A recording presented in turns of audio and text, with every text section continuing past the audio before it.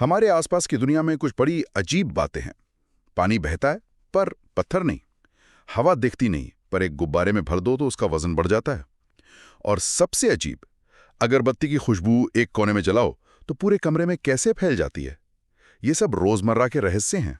और आज हम इन रहस्यों के पीछे के अम, अपराधियों को खोजेंगे।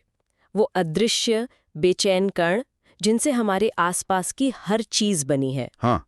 आज की हमारी ये गहरी पड़ताल इस बारे में नहीं है कि द्रव्य कणों से बना है, ये तो हम जानते हैं। हमारा मकसद ये समझना है कि इन कणों के साधारण से नियम कैसे मिलकर इतनी जटिल और हैरान करने वाली दुनिया बनाते हैं। हमारे पास जो स्रोत है वो हमें इसी समझ की गहराई में ले जाएंगे। तो चलिए शुरू करते हैं एक बहुत ही बुनियादी सवाल से। हमें कैसे पता कि ये कण सच में मौजूद हैं? हम उन्हें देख तो सकते नहीं। स्रोतों में चॉक को पीसने वाले एक प्रयोग का जिक्र है, जिसका निचोड़ ये है कि आप किसी चीज को कितना भी छोटा कर दें, उसके गुण बने रहते हैं। लेकिन ये तो सिर्फ एक विचार है, कोई सबूत तो नहीं। एक जीता जागता सबूत देख लिया था। उन्होंने माइक्रोस्कोप से पानी में तैरते पराग के कणों को देखा और हैरान रह गए। पराग के कण जो खुद बेजान थे, पानी में लगातार इधर-उधर कांप रहे थे, जैसे उन्हें कोई धक्का दे रहा हो। लेकिन पानी तो बिल्कुल शांत दिख रहा था, तो उन्हें धक्का कौन दे रहा था? यही तो रहस्य था। दशकों बाद आइंस्टाइन ने समझाया कि उन्हें पानी के अदृश्य अणु धक्का दे रहे थे। सोचिए, पानी के खरबों अणु हर सेकंड उन पराग कणों से टकरा रहे थे। किसी भी एक पल में एक तरफ से ज्यादा टक्करें लगती थीं और दूसरी तरफ से कम। और इसी असंतुलन की वजह से पराग का कण बेचैनी से नाचता रहता था। अच्छा। इसे ब्राउनियन मोशन कहते हैं। और ये अदृश्य कणों की दुनिया का पहला सीधा आंखों देखा सबूत था। कमाल है। मतलब लोग सबूत देख रहे थे, इससे पहले कि वो समझ पाते कि वो क्या देख रहे हैं। ये मुझे प्राचीन दार्शनिकों की याद दिलाता है। स्रोत में आचार्य कणाद का जिक्र है। उन्होंने तो हजारों साल पहले कह दिया था कि हर पदार्थ परमाणु से बना है। हाँ, और दिलचस्प बात यह है कि कणाद का परमाणु का विचार और लगभग उसी समय के यूनानी दार्शनिक डेमोक्रिटस का एटम का विचार दोनों ही दार्शनिक थे, प्रायोगिक नहीं। उन्होंने तर्क के आधार पर यह नतीजा निकाला था कि आप किसी चीज को हमेशा के लिए नहीं तोड़ सकते। आखिर में एक अविभाज्य कण बचेगा। और विज्ञान को इसे साबित करने में 2000 साल लग गए। 2000 साल से ज्यादा। ये दिखाता है कि विज्ञान की जड़ें कितनी गहरी और विविध हैं। ठीक है, तो ये साबित हो गया कि हमारे आसपास हर चीज इन बेचैन कणों से बनी है। लेकिन एक लोहे का टुकड़ा तो बिल्कुल भी बेचैन या अस्थिर महसूस नहीं होता। वो तो ठोस और मजबूत होता है। तो इन कणों को इतनी मजबूती से कौन सी चीज बांधे रखती है? इसका जवाब है कणों के बीच लगने वाला आकर्षण बल, जिसे अंतराकीय बल कहते हैं। अंतराक्य बल। हाँ, आप इसे कणों के बीच काम करने वाले एक तरह के गोंद की तरह सोच सकते हैं। ठोस में ये सुपर ग्लू जैसा मजबूत होता है, जो हर कण को उसकी जगह पर कसकर जकड़े रखता है। इसी वजह से ठोस चीजों का आकार निश्चित होता है, क्योंकि उनके कण कहीं जा नहीं सकते। बिल्कुल, वो अपनी जगह नहीं छोड़ सकते, सिर्फ तेजी से कंपन यानी वाइब्रेट कर सकते हैं। और यहीं से बात दिलचस्प हो जाती है। अलग अलग पदार्थों में इस गोंद की ताकत बहुत अलग होती है। अच्छा। जैसे मोम के कणों के बीच का बंधन बहुत कमजोर होता है। आप थोड़ी सी गर्मी देते हैं, लगभग 60 डिग्री सेल्सियस, और कण इतनी तेजी से कंपन करने लगते हैं कि वो उस कमजोर बंधन को तोड़कर फिसलना शुरू कर देते हैं। मोम पिघल जाता है। और लोहे के साथ ऐसा नहीं है। उसका गलनांक यानी मेल्टिंग पॉइंट तो 1500 डिग्री सेल्सियस से भी ज्यादा है। सही कहा, क्योंकि लोहे के परमाणुओं के बीच धात्विक बंधन होता है, जो बहुत ही ज्यादा मजबूत होता है। उसे तोड़ने के लिए आपको जबरदस्त ऊर्जा यानी बहुत ज्यादा तापमान चाहिए।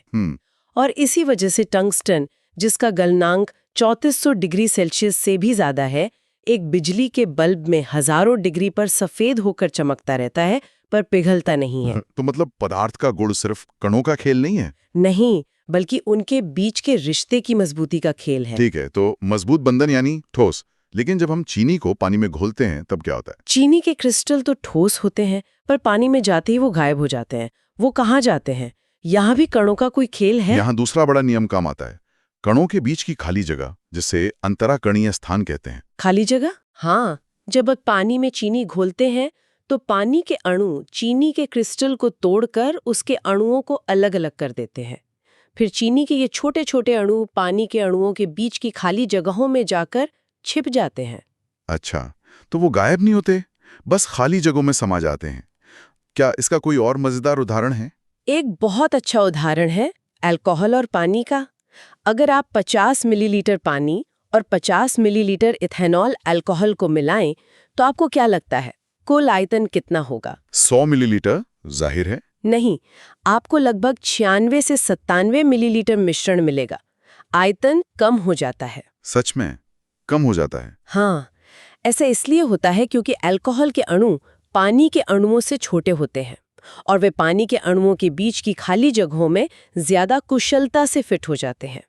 ये इस बात का पक्का सबूत है कि द्रवों में भी कणों के बीच काफी खाली जगह होती है। वाह, ये तो एक तरह का जादू है जो असल में विज्ञान है। तो हमने कणों को देखा, उनके बीच के आकर्षण बल को समझा और उनके बीच की खाली जगहों को भी। इन 3 चीजों से ही पदार्थ की तीनों अवस्थाएं यानी ठोस, द्रव और गैस तय होती होंगी। बिल्कुल। चलिए द्रवों से शुरू करते हैं। वो ठोस और गैस के बीच की एक अजीब सी कड़ी लगते हैं। द्रव वाकई में एक बहुत ही दिलचस्प अवस्था है। इनमें कणों के बीच का गोंद इतना मजबूत तो होता है कि उन्हें एक दूसरे के पास रखे, इसीलिए द्रवों का आयतन निश्चित होता है। लेकिन ये गोंद इतना कमजोर भी होता है कि कण एक दूसरे पर फिसल सकते हैं, इसीलिए उनका कोई निश्चित आकार नहीं होता, वे बर्तन का आकार ले लेते हैं। और स्रोत का वो उदाहरण मुझे बहुत पसंद आया कि आप पानी में तो आसानी से अपनी उंगली घुमा सकते हैं, पर लकड़ी के गुटके में नहीं। पानी के कण आपकी उंगली के लिए रास्ता बना देते हैं। बिल्कुल। और द्रवों के इसी बर्ताव से 2 और गुण पैदा होते हैं, पृष्ठ तनाव और श्यानता। पृष्ठ तनाव, सरफेस टेंशन। हाँ, सरफेस टेंशन। इसी की वजह से ही पानी की बूंदें गोल होती हैं। पानी के अणु एक दूसरे को हर तरफ से खींचते हैं, लेकिन सतह पर मौजूद अणुओं को सिर्फ नीचे और बगल से खींचा जाता है। ये खिंचाव सतह पर एक पतली मजबूत झिल्ली जैसा बना देता है।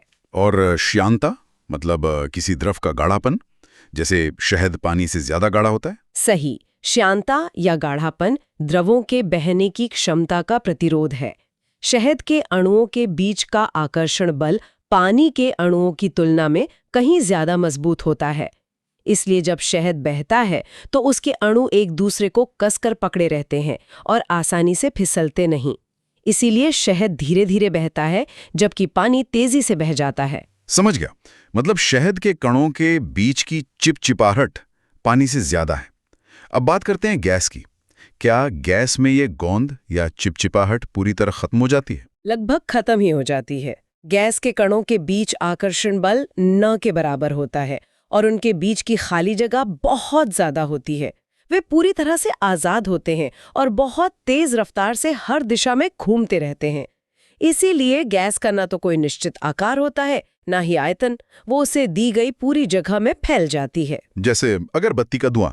स्रोत में दिए गए प्रयोग में यही दिखाया गया है कि कैसे धुआं एक जार से निकलकर तुरंत ऊपर रखे खाली जार को भी भर देता है। और गैस के कणों की यही आजाद और तेज रफ्तार एक और चीज को जन्म देती है, दबाव, प्रेशर। हाँ, गैस का दबाव कोई रहस्यमयी ताकत नहीं है। ये सिर्फ उस बर्तन की दीवारों पर खरबों गैस कणों के लगातार टकराने का नतीजा है। सोचिए, एक बंद डिब्बे के अंदर हर सेकंड, हर वर्ग सेंटीमीटर पर अरबों खरबों कण तूफान की तरह टकरा रहे हैं। इसी सामूहिक टक्कर को हम दबाव के रूप में महसूस करते हैं, जैसे एक टिन की छत पर लगातार होती ओलों की बारिश, लेकिन एक बहुत ही छोटे पैमाने पर। यह तस्वीर दिमाग में बिल्कुल साफ हो जाती है। एक मिनट, क्या पदार्थ की सिर्फ यही 3 अवस्थाएं होती हैं? ठोस, द्रव, गैस? मुझे लगता है मैंने कहीं और भी अवस्थाओं के बारे में पढ़ा है। बहुत अच्छा सवाल है। नहीं, ये सिर्फ सबसे आम अवस्थाएं हैं जो हम धरती पर देखते हैं। ब्रह्मांड में पदार्थ की सबसे आम अवस्था चौथी अवस्था है, प्लाज्मा। प्लाज्मा, ये क्या होता है? जब आप किसी गैस को बहुत बहुत ज्यादा गर्म करते हैं, हजारों डिग्री सेल्सियस तक, तो परमाणुओं से इलेक्ट्रॉन टूटकर अलग हो जाते हैं। तब आपको नेगेटिव चार्ज वाले इलेक्ट्रॉनों और पॉजिटिव चार्ज वाले आयनों का एक गर्म सूप मिलता है।